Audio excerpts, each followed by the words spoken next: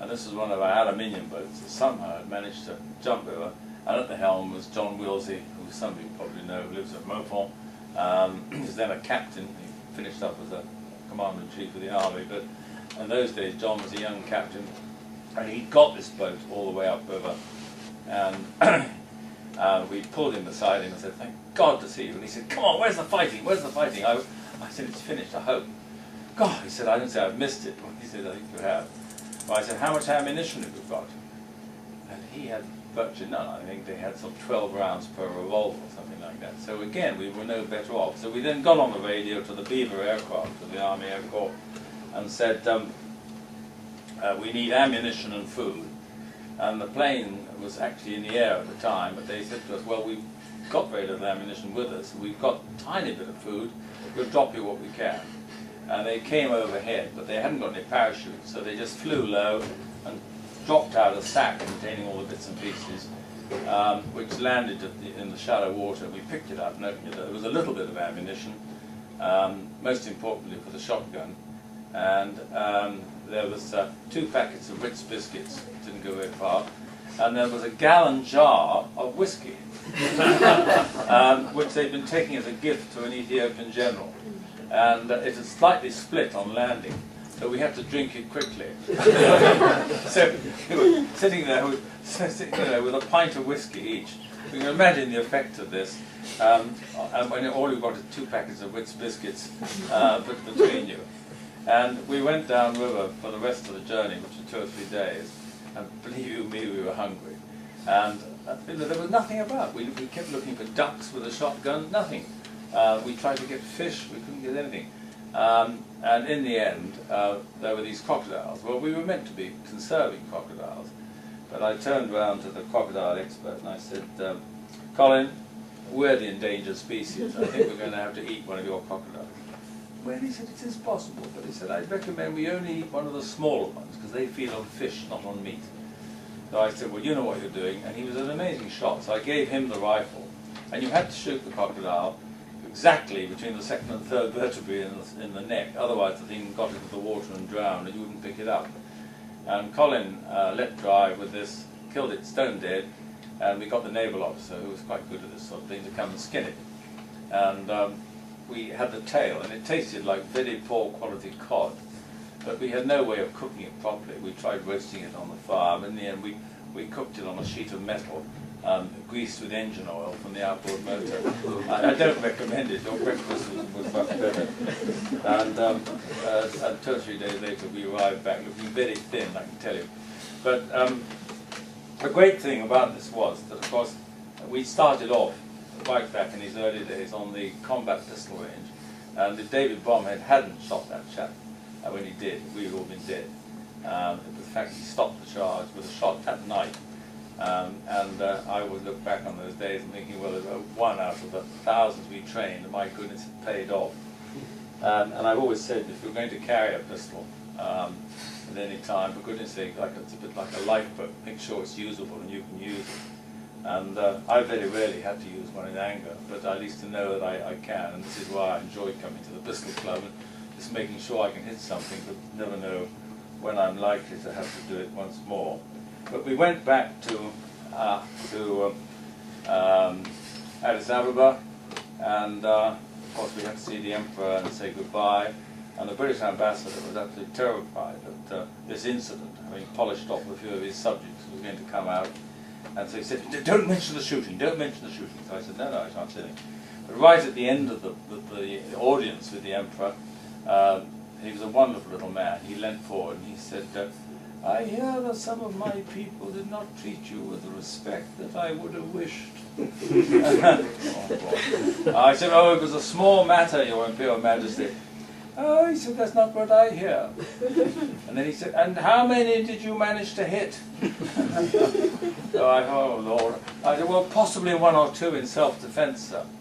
"Oh," he said, "that makes me very sad. I had not realized that the British Army was such bad shots." That was the end of the matter. But we were very lucky. And one last little tale, and that was going years later. I was in Panama looking after an expedition of adolescent American school children who had been sent down to explore the lost Scots colony of New Caledonia on the shores of Panama. And their parents, and most of these kids were sort of 15, 16, 17, their parents were absolutely terrified they were all going to be kidnapped. And so I went to see the Ministry of Education in Panama and said, do you think you could send a couple of police officers with us? Oh yes, I said yes. So I met these two delightful characters, Rodrigo and somebody else, I think. And I said, well, you're coming down to look after these young people, and you'll have your weapons and everything. Yes. And I said, I don't think there'll be any trouble with the Indians, but you know, it has been, it's a sort of pirate coast down there, so you've got to be a bit careful. Oh, she said, no, thinking. So I said, I have to fill this form in case anyone's taken ill. Do you have your next of kin? Yes, yes, your address. Yes. And do you have an insurance company? Insurance? See, we have it. Oh, I said, what is the name of the company? He said, Smith and Wesson.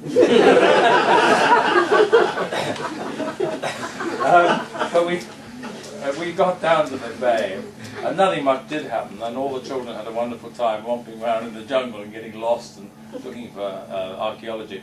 But we suddenly had one of our radios stolen from a boat that we'd hired, a sailing boat that had come down with us. And some Indians had crawled up onto it at night and stolen one of the army walkie-talkies, which is a very expensive one. And so I went to see Rodrigo, and I said, you know, Her Majesty is going to be very upset. One of her radios has been stolen. Oh, I'll go and talk to the Indians. So he came back a little time later, and he had this Indian boy who was about 18. And by the ear, he said, he's the one. He's the one. The chap was making a great fuss. And of course all the young people said, oh, poor chap, you don't know anything, you haven't proved it and stuff. So we had to have a trial. Well, of course the boy wouldn't admit anything. And all the elders came around and sat there going, and we couldn't prove a thing. And we wanted the radio back, that was all. And finally Rodrigo lost patience. Oh, he said, this is a waste of time. I'll help him. So we thought, my God, he's going to kill him. And he drew his pistol. He took this youngster down the beach, and he handcuffed him round a palm tree. And we all hiding, oh no, you can't. And all the young, of course, were terribly upset. But anyway, he left the chap there, and he came back, and he said, well, we'll leave him for a bit.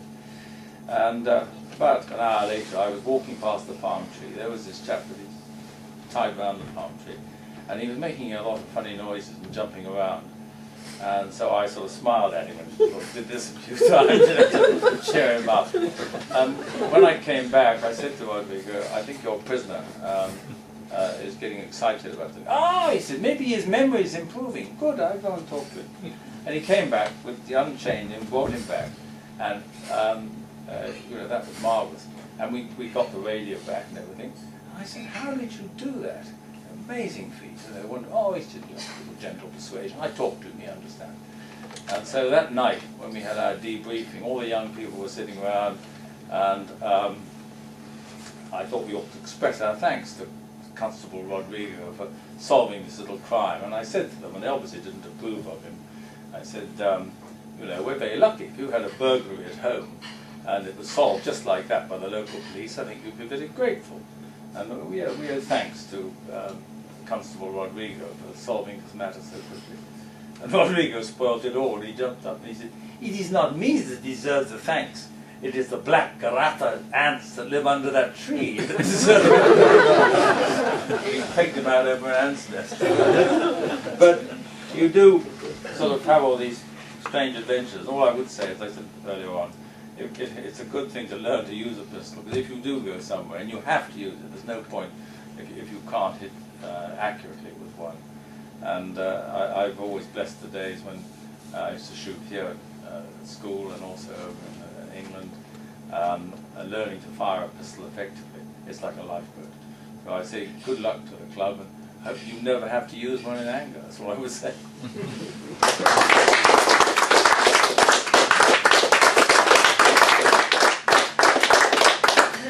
Well, thank you very much indeed, John. Fascinating. I think that story could make a super little film, actually, of the end of empire almost, in terms of that really fascinating story. Thanks a lot, John. That's the boy who stole the radio.